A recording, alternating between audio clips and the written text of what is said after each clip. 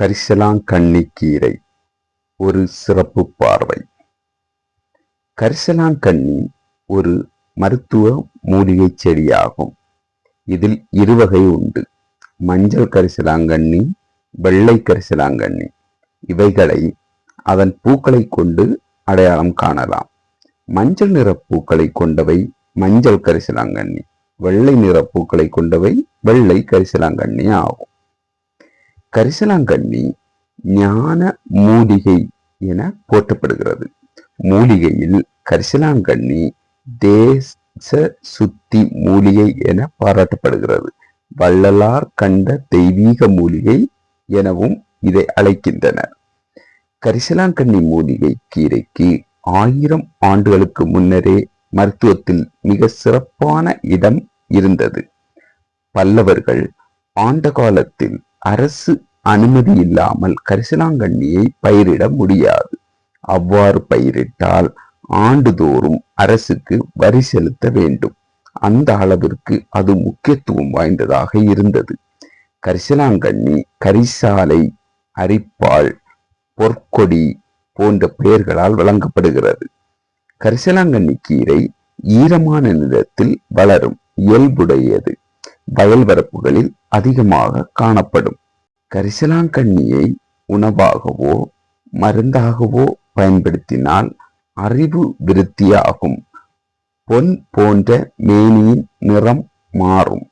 கரிசலாங்கண்ணி கீரையில் தங்கச்சத்து, இரும்புச்சத்து, வைட்டமின் ஏ அதிகம் உள்ளது. எனவே வாரத்துக்கு 2 நாள் இந்த கீரையை சமையல் செய்து சாப்பிட்டால் நோய் எதிர்ப்பு தன்மை உண்டாகும். கரிசலாங்கண்ணி மஞ்சள் காமாலை நோய்க்கு மிகவும் சிறந்த மருந்தாகும். கரிசலாங்கண்ணியை சுத்தம் செய்து இடித்து சாறெடுத்து 100 மில்லி அளவு தினமும் 2 வேளை 15 நாட்கள் சாப்பிட்டு வந்தால் மஞ்சள் காமாலை குணமடையும். கரிசாலை சாற்றை காலை வேளையில் தினமும் சாப்பிட்டு வந்தால் சிறுநீர் எரிச்சல் குணமாகும். குழந்தைகளுக்கு கரிசலாங்கண்ணி சாறு 2 சொட்டில் 8 சொட்டு தேன் கலந்து கொடுத்தால் சளி தொல்லை நீங்கிவிடும். அடிக்கடி சளி ஏற்படுவது குறைந்து குழந்தைகள் ஆரோக்கியமாக இருக்கும்.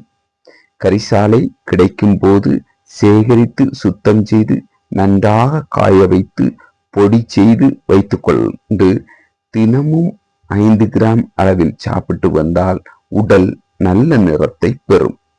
கரிசலாங்கண்ணி சாற்றை தினமும் குளிக்கும் முன்பாக தலையில் தடவி சிறிது நேரம் வைத்திருந்து குளித்து வந்தால் இளமையில் தலைவழுக்கை நீங்கி முடி வளரும், நரை மாறிவிடும்.